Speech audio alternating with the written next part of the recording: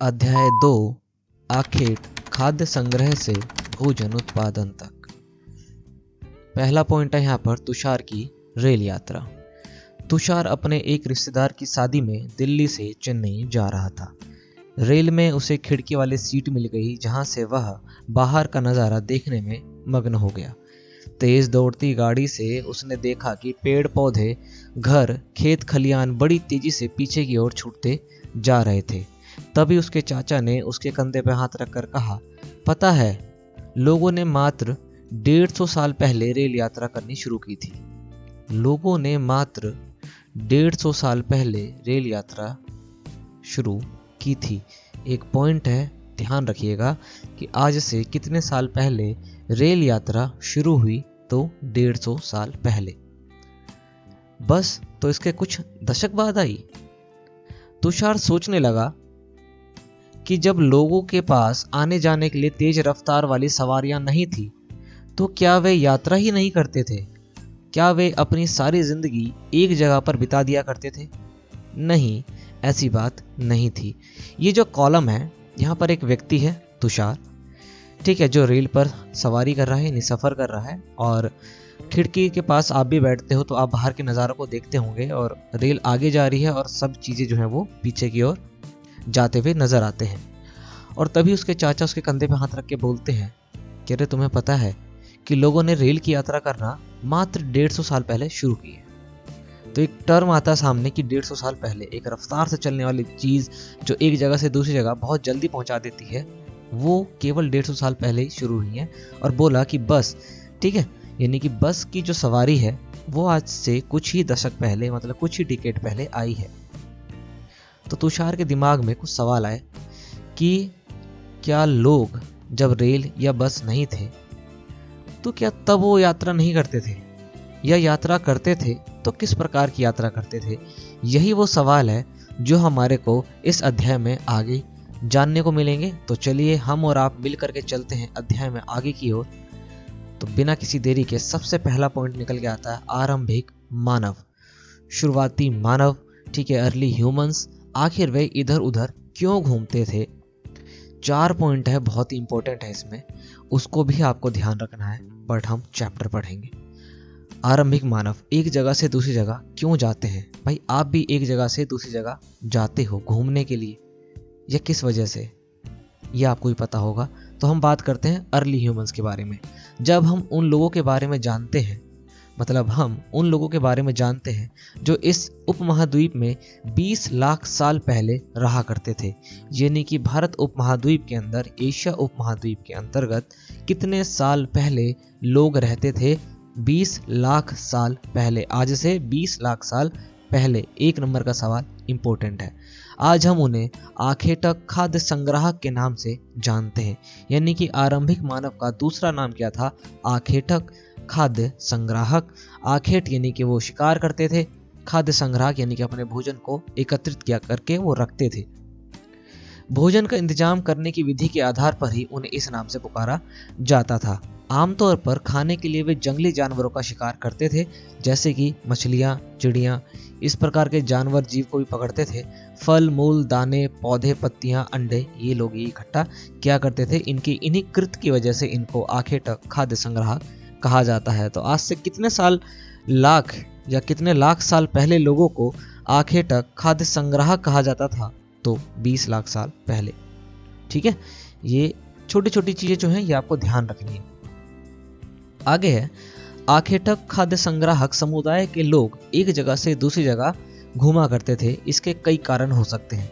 पहला कारण क्या है कि वे एक ही जगह पर ज्यादा दिनों तक रहते थे, तो आसपास के पौधों, फलों और जानवरों को खा करके खत्म कर दिया करते थे, और वो भोजन की तलाश में दूसरी जगह जाते थे।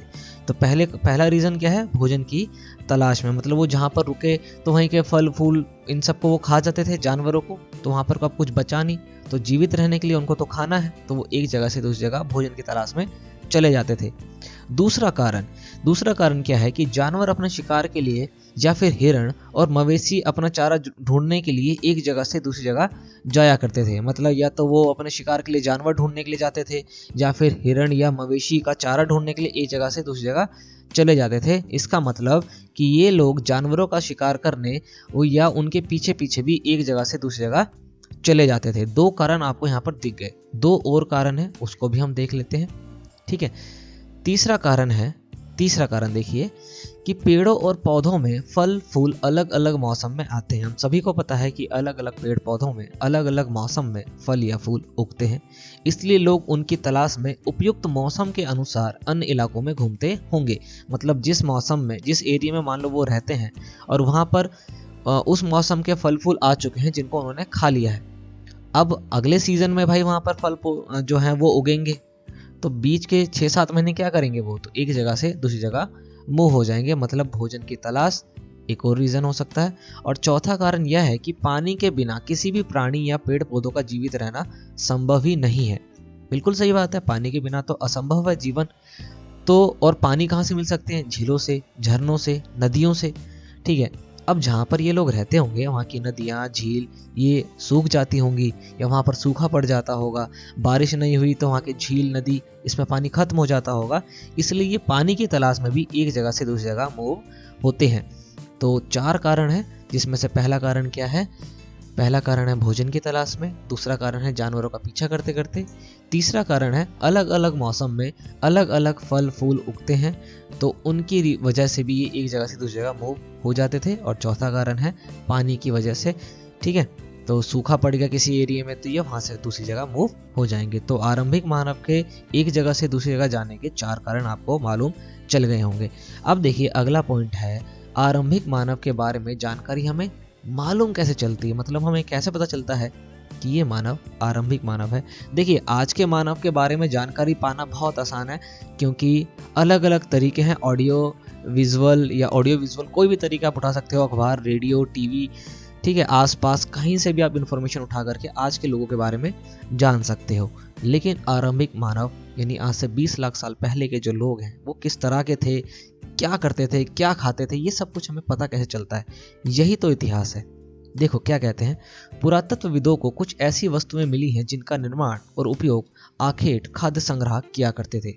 मतलब ऐसी कोई चीज मिली है उनको जो केवल कौन बनाते होंगे और कौन यूज करते होंगे, जो आखेटक खाद्य संग्राहक थे, और आखेटक खाद्य संग्राहक को ही आरंभिक मानव कहते हैं। ठीक है, यह संभव है कि लोगों ने अपने काम के लिए पत्थरों, लकड़ियों और हड्डियों के औजार बनाए हों।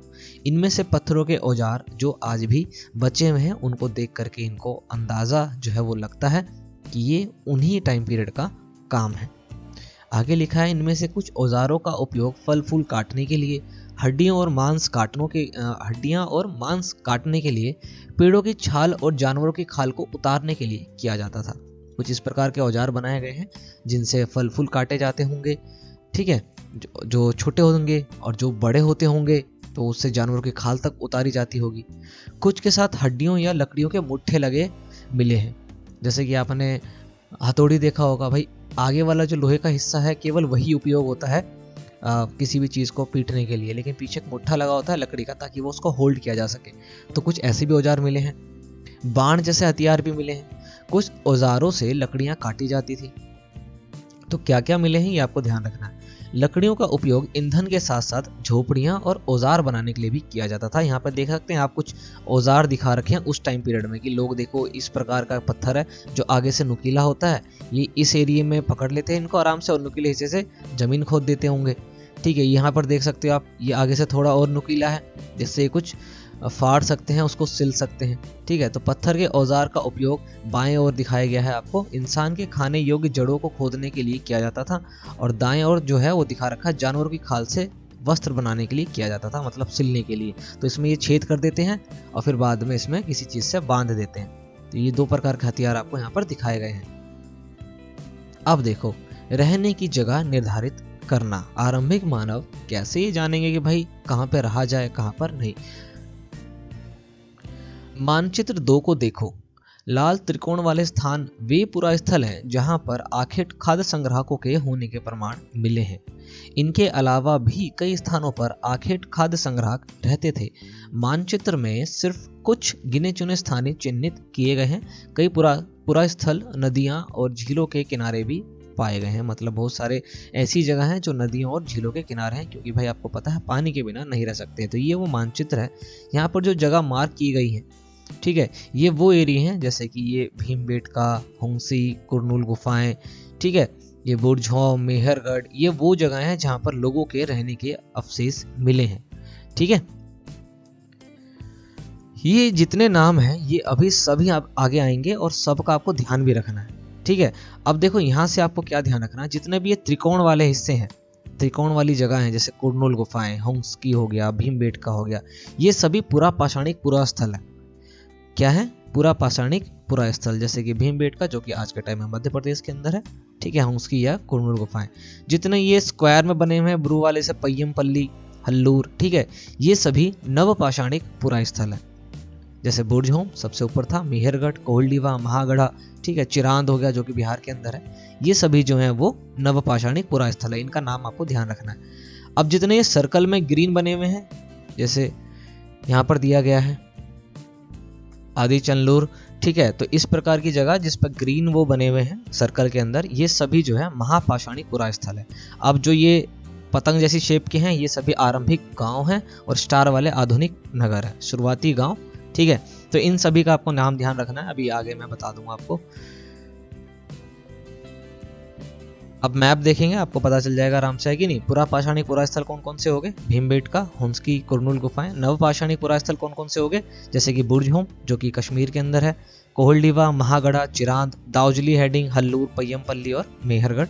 ठीक है, मेहरगढ़ कहाँ है? आज के टाइम में पाकिस्तान के अंदर है। और महापाषाणिक पुरा स्थल कौन से हो गए? ब्रह्मगिरी और आदिन चंदलूर। ठीक है, तो ये सभी जगहें जो हैं वो आपको ध्यान रखना है। तो हम आगे चलते हैं फटाफट।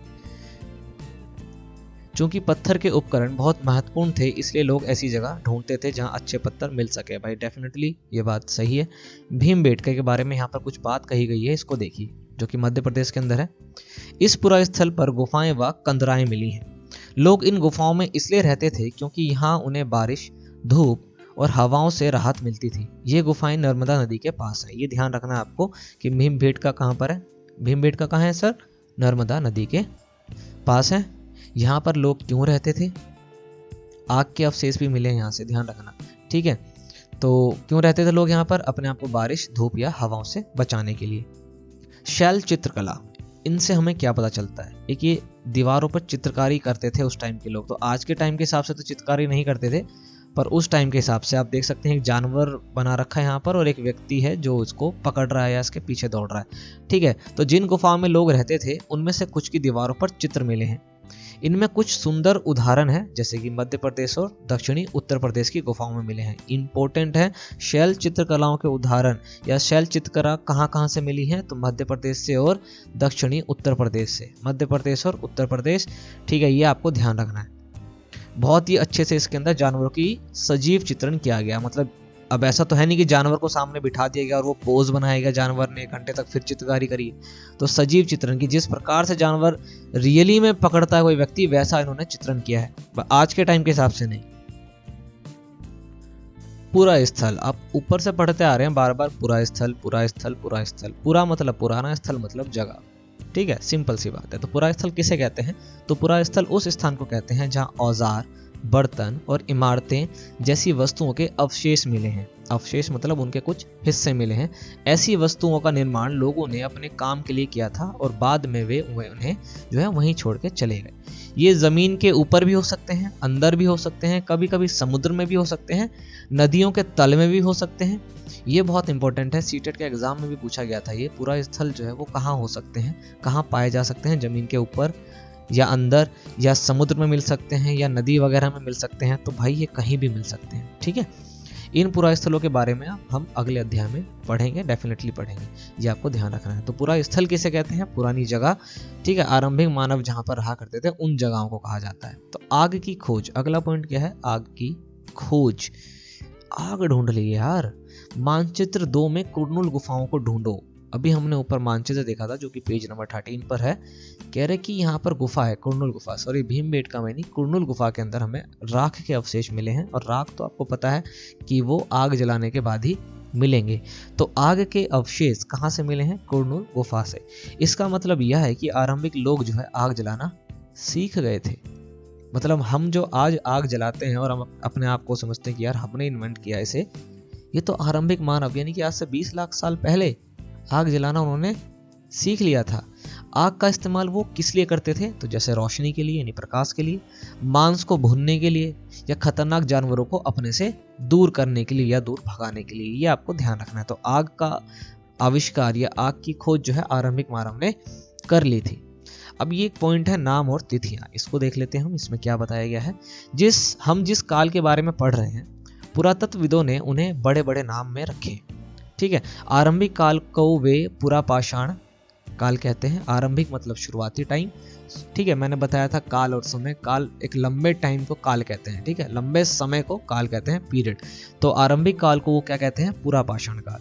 ये दो शब्दों से मिला है। पुरा मतलब पुराना यानी प्राचीन, और पाषाण मतलब पत्थर, यानी कि पूरा पाषाण यानी पुराने टाइम में पत्थर वाला जो टाइम पीरियड था वो। ठीक है, तो पुरा स्थलों से प्राप्त पत्थरों के औजार के हिसाब से इस नाम को वो तय करते हैं। पुरा पाषाण काल का टाइम पीरियड है 20 लाख साल पहले से लेकर के 12,000 साल पहले तक का। आज से 20 लाख साल पहले से लेकर के 12,000 साल पहले तक का टाइम पीरियड पुरा पाषाण टाइम पीरियड था। और सबसे बड़ा मानव इतिहास का सबसे बड़ा टाइम पीरियड जो है वो यही है, पुरा पाषाण काल। ध्यान रखना आप इसको। ठीक है, और इस हिस्से को, ये इतना बड़ा हिस्सा है टाइम पीरियड का कि इसको भी 3 हिस्सों में डिवाइड किया है। आरंभिक पुरापाषाण, मध्य पुरापाषाण और उत्तर पुरापाषाण। ठीक है, उत्तर मतलब एंड का पीरियड होता है, ये आपको ध्यान रखना है। तो मानव इतिहास की लगभग 99% कहानी इसी काल के दौरान घटित हुई है। अब देखते हो, मानव इतिहास का सबसे बड़ा टाइम पीरियड पुरापाषाण यानी कि ओल्ड स्टोन एज है। ठीक है, यानी एशियन टाइम पीरियड जो है वो ये है, ये आपको ध्यान रखना, पुरापाषाण। ठीक है, जिस काल में हमें पर्यावरणीय बदलाव मिले हैं, यानी कि पर्यावरण के अंदर कुछ चेंजेस हुए हैं, क्लाइमेट में कुछ चेंज हुआ है, उसको मेसोलिथ यानी कि मध्य पाषाण युग कहते हैं। तो पहला टाइम पीरियड हो गया पुरापाषाण, उसके बाद हो गया मध्य पाषाण, जिसको इंग्लिश में क्या बोलते हैं? मेसोलिथ। इसके अंदर आपको यहाँ पर ध्यान रखना है, क्लाइमेट में चेंज आया था, यानी कि पर्यावरणीय बदलाव हुए हैं। इसका टाइम पीरियड 12,000 से 10,000 साल पहले तक का था। 20 लाख साल से लेकर के 12,000 साल पहले तक का टाइम पीरियड पुरापाषाण। ठीक है, 12,000 साल पहले से लेकर के 10,000 साल पहले तक का टाइम पीरियड मध्य पाषाण यानी मेसोलिथिक टाइम पीरियड। उसके बाद नियोलिथिक आ जाएगा। 10,000 साल के बाद का सभी नियोलिथिक टाइम पीरियड आ जाएगा, आपको ध्यान रखना है। ठीक है, और अब जो पत्थर के औजार होंगे, भाई आपको पता है पत्थर के औजार बन रहे थे इन तीनों ही टाइम पीरियड के अंदर। तो पूरा पाषाण के अंदर पत्थर के बड़े बड़े औजार थे, मध्य पाषाण में थोड़े से छोटे हो गए, और उसके बाद नियोलिथिक यानी कि नव पाषाण में और छोटे हो जाएंगे।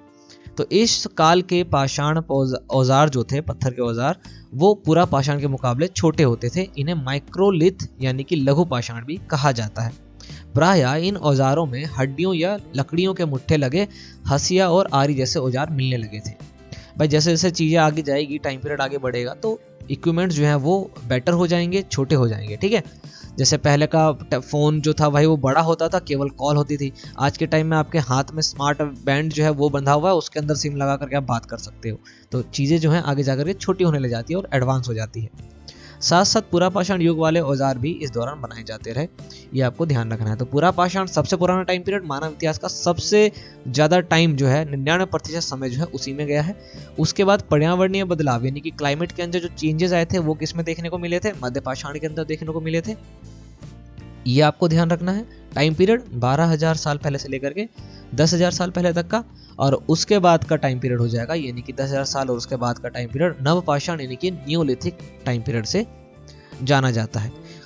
हमने कुछ स्थानों के नाम दिए, अगले अध्याय में तुम्हें ऐसे कई नाम मिलेंगे। अक्सर हम पुराने स्थानों के नाम पर उन नामों का प्रयोग करते हैं जो आज प्रचलित है, क्योंकि हमें ज्ञात नहीं है कि उस काल में इनके क्या नाम रहे होंगे। तो आज के हिसाब से उनमें नाम डाल दिया, आपको ध्यान रखना है। नवपाषाण, मध्य पाषाण, पुरापाषाण। ठीक है, पुरापाषाण पुरा स्थल जो यानी कि पुरापाषाण टाइम पीरियड में जो उनसे पुरा स्थल मिले हैं, पुरापाषाण पुरा स्थल कहलाएंगे। नवपाषाण के टाइम पीरियड में मिलेंगे तो नवपाषाण पुरा स्थल कहलाएंगे, और उसके बाद वाले में मिलेंगे तो ये आपको ध्यान रखना है। ठीक है, पुरापाषाण, पेलियोलिथिक, ठीक है, मेसोलिथिक और नियोलिथिक टाइम पीरियड आपको ध्यान रखना है। आग की खोज हमने पढ़ लिया। उसके बाद जो आरंभिक मानव थे वो एक जगह से दूसरी जगह क्यों जाते थे ये हमने पढ़ लिया आराम से, ठीक है। पाषाण काल का विभाजन जो कि अभी अभी हमने पढ़ा नाम और तिथियों वाले ग्रुप के अंदर कि कैसे उनको डिवाइड जो है वो किया गया है। औजार जो है हर काल के अंदर छोटे हो जाएंगे, एडवांस हो जाएंगे, ये आपको ध्यान रखना है, ठीक है। शैल चित्रकला ये भी हमने पढ़ लिया। शैल चित्रकला जो है गुफाओं से मिली है, कहाँ से, मध्य प्रदेश और दक्षिणी उत्तर प्रदेश की गुफाओं से मिली है। सजीव चित्रण किया गया है किसका, जानवरों का, आखेट करते हुए। बदलती जलवायु, ठीक है, बदलती जलवायु लगभग 12,000 साल पहले, आपको पता है कौन सा टाइम पीरियड था आज से 12,000 साल पहले, मध्य पाषाण। तो मध्य पाषाण के टाइम पीरियड के अंदर जलवायु में बहुत बड़े बदलाव देखने को मिले और गर्मी जो है इस टाइम पे बढ़ने लगी। इसके परिणाम स्वरूप कई क्षेत्रों में घास वाले मैदान बनने लगे। अब घास वाले मैदान बनेंगे तो घास खाने वाले जानवरों की जनसंख्या भी बढ़ेगी, जैसे कि हिरण, बारहसिंगा, भेड़, बकरी, गाय, ठीक है। ये वो जानवर हैं जो घास खा करके जिंदा रह सकते हैं। तो घास की संख्या बढ़ेगी तो ये जानवरों की संख्या भी बढ़ेगी। जो लोग इन जानवरों का शिकार करते थे वे भी इनके पीछे आए और इनके साथ साथ खाने पीने की आदतों, यानी जो इनके खाने पीने की आदत है, प्रजनन के समय की जानकारी हासिल करने लगे। हो सकता है कि तब लोग इन जानवरों को पकड़कर अपनी जरूरत के अनुसार पालने की बात सोचने लगे हों। मतलब पशुपालन की बात हो रही है यहाँ पर। साथ ही इस काल में मछली का भी भोजन महत्वपूर्ण स्रोत बन गया था। यानी कि आज से 12,000 साल पहले जब जलवायु में परिवर्तन हुआ तो वहां पर पशुपालन भी शुरू होने लगा और खेती भी शुरू होने लगी। तो खेती की शुरुआत भी तभी हुई। अब हम ध्यान रखेंगे यहाँ पर कि अगला पॉइंट हमारे को यही बताने वाला है, खेती और पशुपालन की शुरुआत। अब ये खेती वगैरह करेंगे लोग तो डेफिनेटली बसेंगे भी हैं, एक जगह रुकेंगे। अब बसेंगे तो घर बनाएंगे, घर बनाएंगे तो जानवरों को पालना शुरू करेंगे, है ना, जानवरों को पालना भी शुरू करेंगे। अब अनाज उगा के लेकर के आएंगे तो उसको संग्रह भी करेंगे उसका। धीरे धीरे लोग बसने शुरू हो गए और आज के टाइम में अब देख ही रहे हो कि आपके तो अगल बगल घर और लोग बस चुके हैं अच्छे से। तो देखो इसी दौरान, किस दौरान, 12,000 साल पहले यानी कि मध्य पाषाण काल के टाइम पीरियड के अंदर, इसी दौरान उपमहाद्वीप के भिन्न भिन्न इलाकों में गेहूं, जौ और धान जैसे अनाज प्राकृतिक रूप से उगाए जाने लगे। अब गेहूं और जौ सबसे पहले उगाए गए थे, कहाँ गए थे, पिछली वीडियो में हमने पढ़ लिया है, ठीक है। ये आपको ध्यान रखना है, हर वीडियो को पढ़ते जाओ, देखते जाओ, समझते जाओगे आराम से, कोई दिक्कत नहीं है। शायद महिलाओं, पुरुषों और बच्चों ने इन अनाजों को भोजन के लिए बटोरना शुरू कर दिया होगा। साथ ही वे यह भी सीखने लगे होंगे कि यह अनाज कहाँ उगाए जाते हैं, यानी कहाँ उगते हैं और कब पकाकर, मतलब पककर तैयार होते हैं। ऐसा करते करते लोगों ने इन अनाजों को खुद पैदा करना सीख लिया होगा। इस प्रकार धीरे धीरे वे कृषक बन गए होंगे। आज से 12,000 साल पहले लोग कृषक बन गए होंगे, मतलब बन गए थे। यानी खेती की शुरुआत कब हुई, आज से 12,000 साल पहले। इसी तरह लोगों ने अपने घरों के आसपास चारा रखकर जानवरों को आकर्षित करके उन्हें पालतू बनाना शुरू कर दिया होगा। सबसे पहले जिस जंगली जानवर को पालतू बनाया गया वह कुत्ते का जंगली पूर्वज था, मतलब जंगली कुत्ता आप कह सकते हो। तो सबसे पहले किस जानवर को पालतू बनाया गया, वो था कुत्ता। धीरे धीरे लोग भेड़, बकरी, गाय, सूअर जैसे जानवरों को अपने घरों के नजदीक आने को उत्साहित करने लगे। ऐसे जानवर झुंड में रहते थे और ज्यादातर घास खाते थे। अक्सर लोग अन्य जंगली जानवरों के आक्रमण से इनकी सुरक्षा किया करते थे और धीरे धीरे वे पशुपालक भी बन गए होंगे। मतलब आज से 12,000 साल पहले खेती और पशुपालन दोनों की शुरुआत होगी, ठीक है। मौसम में परिवर्तन हुआ जिसकी वजह से घास काफी उगने लगी, गर्मी बढ़ी, घास होने लगी तो घास खाने वाले जानवर होने लगे, लोग बसने लगे। अभी लोग बसेंगे तो जानवरों को पालना शुरू करेंगे, ठीक है। किस तरह के जानवरों को पाला गया, अहिंसक, जो अहिंसक होते हैं, जो नुकसान नहीं पहुंचाते, उनको पाला उन्होंने और उनकी सुरक्षा भी करी, किससे, जंगली जानवरों से, है कि नहीं। अब है बसने की प्रक्रिया। बसने की प्रक्रिया मैंने अभी बताया कि जब आपका भी भाई कहीं आप किसी एक एरिया में गए हो, वहां पर आप काम वगैरह कर रहे तो धीरे धीरे आप क्या करोगे, वहां बस जाओगे। जैसे आप लोग अभी भारत के किसी भी हिस्से में हो तो हो सकता है कि आप के जो पूर्वज हैं वो वहां नहीं रहते हों, तो वो कहीं ना कहीं से निकल के आए होंगे, हैं, किसी ना किसी वजह से निकल के आए होंगे। उसके बाद धीरे धीरे क्या हो गया, वहीं पर वो बस गए होंगे, एक घर एक कमरे में पहले एक सामान होगा, फिर आपकी किसी की शादी हुई या कुछ हुआ, उसके बाद धीरे धीरे लोग जो वहाँ पे बसे, टीवी खरीदा, फ्रिज खरीदा, धीरे धीरे क्या हुआ, सामान भरना शुरू कर दिया। अब लोग, आप इतनी आसानी से अब आप नहीं जा सकते हो यहाँ पर, है कि नहीं। तो बसने की प्रक्रिया, ये पूरा एक प्रोसेस है। लोगों द्वारा पौधे उगाने और जानवरों की देखभाल करने को बसने की प्रक्रिया का नाम दिया गया। ये 1 नंबर का क्वेश्चन है, यहाँ से यहाँ ध्यान रखिएगा। अपनाए गए ये पौधे तथा जानवर अक्सर जंगली पौधों और जानवरों से अलग होते थे। इनकी वजह यह है कि बसने की प्रक्रिया की दिशा में अपनाए गए पौधे या जानवर जो है लोग खुद चयन करते थे और वो अहिंसक होते थे, है ना। और जंगली पौधों को तो वो पालते ही नहीं थे, मतलब जंगली पौधे क्यों उगाएंगे, उनसे कुछ मिलना ही नहीं है। तो क्या वजह थी कि आमतौर पर लोग उन्हीं पौधे तथा जानवरों को चयन करते थे जिनके बीमार होने की संभावना कम हो, जो जल्दी बीमार ना होता हो, जिसमें मतलब बेसिकली जिसमें खर्चा ज़्यादा ना हो। यही नहीं, लोग उन्हीं पौधों को चुनते थे जिनके दाने बड़े होते थे और अनाज जो है उससे दोबारा रीग्रो, यानी दोबारा पैदा की जा सके, और इनकी मजबूत डंठल भी होनी चाहिए ताकि ये अनाज का भार संभाल सके। ऐसे पौधों के बीजों को संभाल कर रखा जाता था ताकि वे फिर से उगाने के लिए इसको यूज कर सके। सिंपल सी बात है। आगे है, उन्हीं जानवरों को आगे प्रजनन के लिए चुना जाता था जो आमतौर पर अहिंसक होते थे। इसलिए हम देखते हैं कि पाले गए जानवरों तथा कृषि के लिए अपनाए गए पौधे जंगली जानवरों तथा पौधों से धीरे धीरे अलग होते गए। मिसाल के तौर पर जंगली जानवरों की तुलना में पालतू जानवरों के दांत और सींग नॉर्मली छोटे होते हैं। इन दांतों को देखिए, यहाँ पर ये दांत की फोटो है जो यहाँ पर थोड़ा सा ब्लर है, आपकी किताब में शायद सही होगा, आप देखिएगा। तो बसने की प्रक्रिया पूरी दुनिया में धीरे धीरे चलती रही। एक ऐसा तो है नहीं कि अचानक हो जाएगा सब कुछ। तो करीब 12,000 साल पहले ये शुरू हुई थी। वास्तव में आज जो हम भोजन करते हैं वो इसी बसने की प्रक्रिया की वजह से है। अगर लोग उस टाइम के बसे ही नहीं होते तो आज हम भी पत्ते खा रहे होते, कंदमूल खा रहे होते हैं कि नहीं। तो कृषि के लिए अपनाई गई सबसे प्राचीन फसलों में गेहूं तथा जौ आते हैं। 1 नंबर का सवाल पिछली वीडियो में भी मैंने बताया था। उसी तरह सबसे पहले पालतू बनाए गए जानवरों में कुत्ते और उसके बाद भेड़ बकरी आते हैं। एक नई जीवन शैली, अब लोग एक जगह से दूसरी जगह चले भी गए, आग का आविष्कार कर लिया, थोड़े से जो है समझदार भी होने लगे, सीखने लगे चीज़ों को, खेती सीख ली, पशुपालन सीख लिया, अनाज को उगाना सीख लिया, उसके बाद वो बस भी गए। अब जब लोग बसेंगे तो लंबे टाइम के लिए रुकेंगे, तो एक नई जीवन शैली यहाँ पर तैयार हो जाएगी। एक नया जो है क्या तैयार हो जाएगा, लाइफस्टाइल। तो तुम किसी पौधों के बीज को बोकर देखो, तुम पाओगे कि इसे विकसित होने में बहुत ज़्यादा ही वक्त लगता है। डेफिनेटली भाई वक्त लगता है, 4-4, 5-5 महीने। इसमें कुछ दिन हो सकते हैं, महीने हो सकते हैं, या फिर साल भी हो सकते हैं। अब आपने भाई अमरूद का पेड़ लगाया तो वो थोड़ी 6 महीने 7 महीने में तैयार हो जाएगा, उसके लिए तो और ज़्यादा टाइम चाहिए।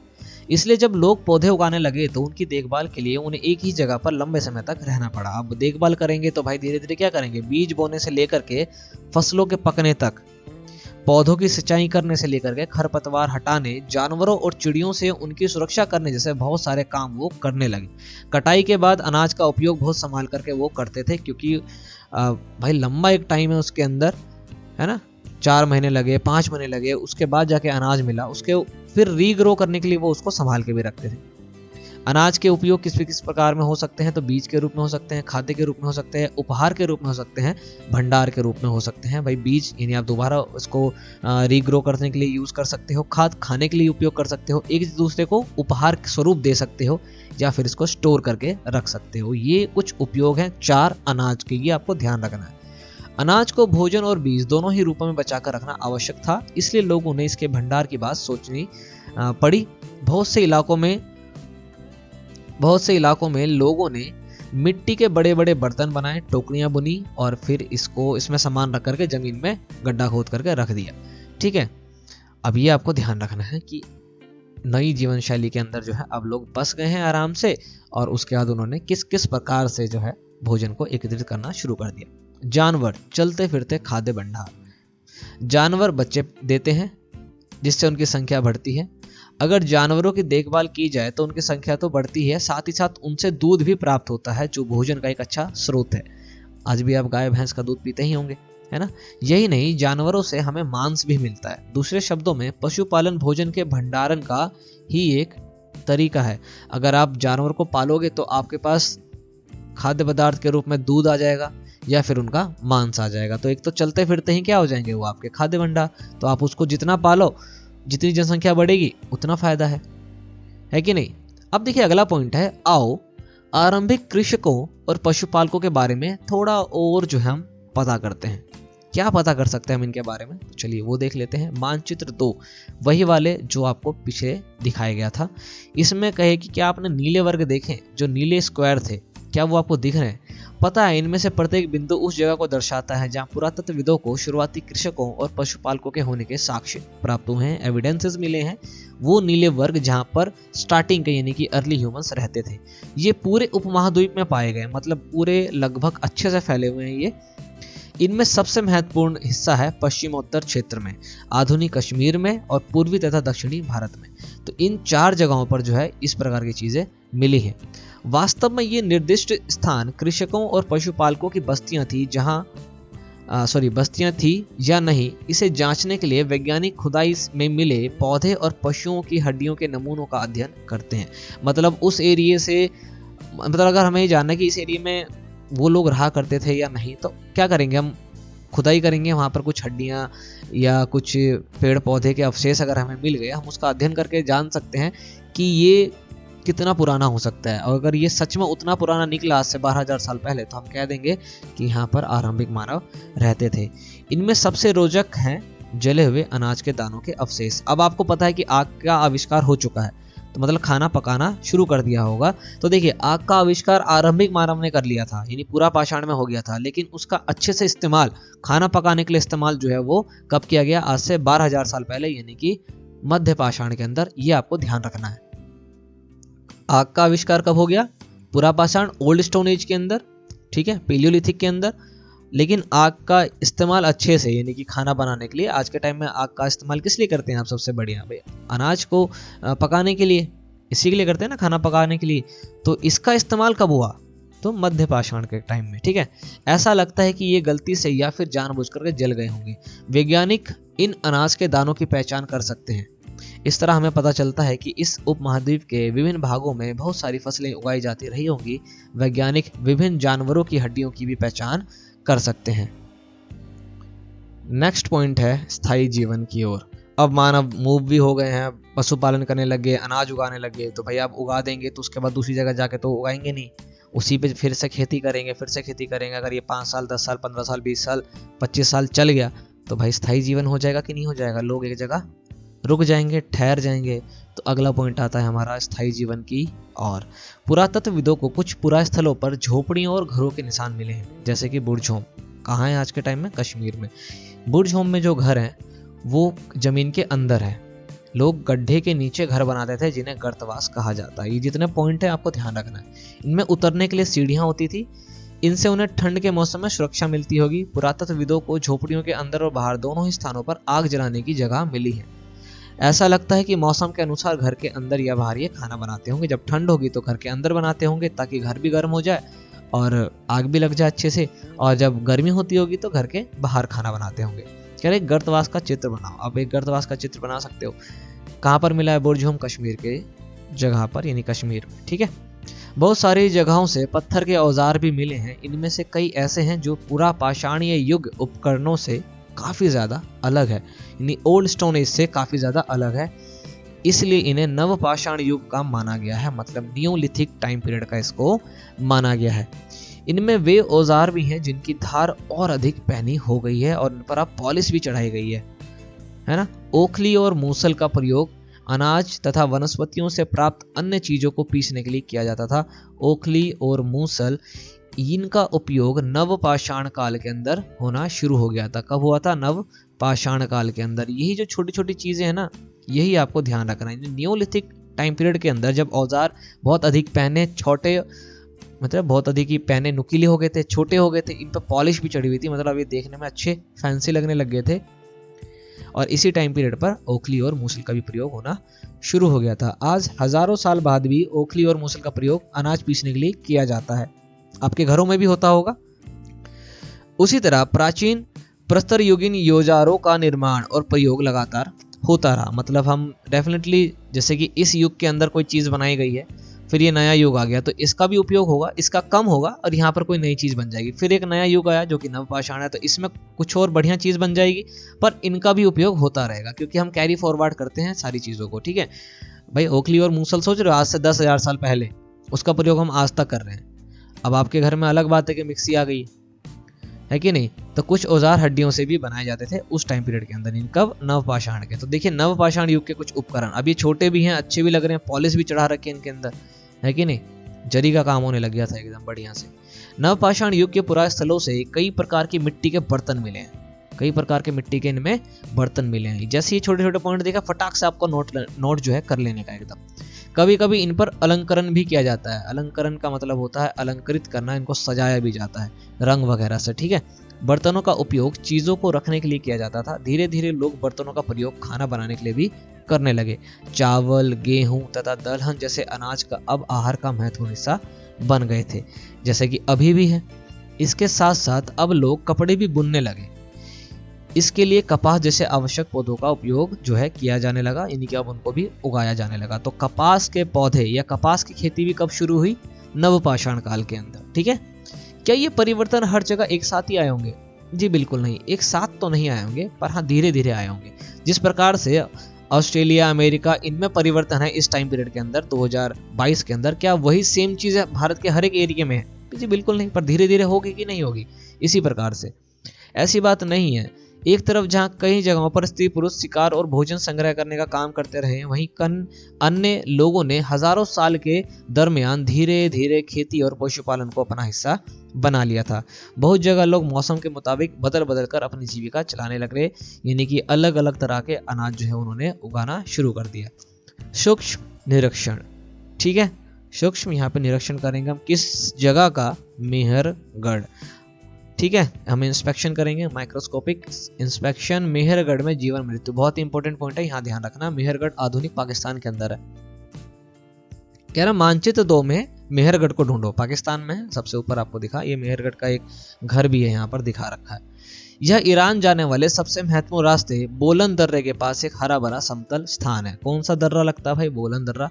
मेहरगढ़ संभवतः वह स्थान है जहाँ के स्त्री पुरुषों ने इस इलाकों में सबसे पहले जो गेहूं उगाना और भेड़ बकरी पालना सीखा। बहुत ही इंपॉर्टेंट है, ठीक है। सबसे पहले जो अनाज उगाई गई वो ऊपर ही बताया, गेहूं और जौ है। सबसे पहले कहाँ उगाई गई? मेहरगढ़ के अंदर। और हमने पहले चैप्टर में पढ़ा था कि मेहरगढ़ की 2 पहाड़ियां हैं, वहां पर इनको उगाया गया था। अगर आपको उनका नाम पता है तो आप नीचे कमेंट करके जरूर बताइए। यहाँ विभिन्न प्रकार के जानवरों की हड्डियां भी मिली हैं। इनमें हिरन तथा सुअर जैसे जंगली जानवरों तथा भेड़ और बकरियों की हड्डियां शामिल हैं।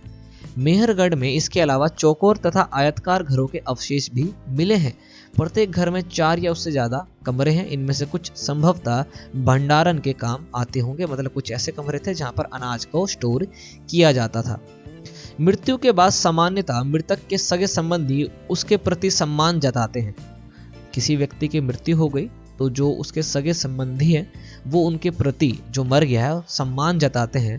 लोगों की आस्था है कि मृत्यु के बाद भी जीवन होता है, मतलब लोग मानते हैं कि मरने के बाद भी जीवन होता है। उस टाइम की बात हो रही है, ठीक है।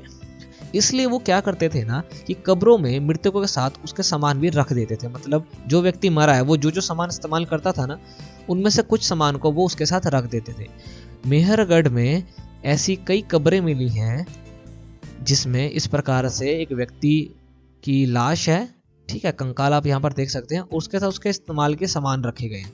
तो जैसे कि वो मांसाहार है, मतलब मांसाहार तो होते ही है, तो जानवरों की हड्डियां, मतलब जानवरों को भी डाल दिया जाता था उसके अंदर, बर्तन वगैरह, ताकि उनको ये लगता था कि मरने के बाद परलोक में मृतक जो है इसको रखेगा या खाएगा। तो जो जैसे कोई व्यक्ति है वो मर गया तो बकरी डाल दी, साथ में कुछ बर्तन डाल दिए, है ना, कोई जानवर डाल दिया, कुछ अनाज डाल दिया। उनको लगता है कि जब ये मर के परलोक में जाएगा, दफना दिया गया इसको, तब जो है ये वहां पर इन चीजों को इस्तेमाल करेगा या खाएगा। तो ऐसा लोग मानते थे, ठीक है। एक कब्र भी यहाँ पर दिखाया। अब यह अन्यत्र कुछ अलग इंफॉर्मेशन यहाँ पर है कि फ्रांस में गुफा में की गई कुछ चित्रकारी है यहाँ पर, ठीक है। अब देखो फ्रांस के अंदर एक गुफा है जहाँ पर ये चित्रकारी है।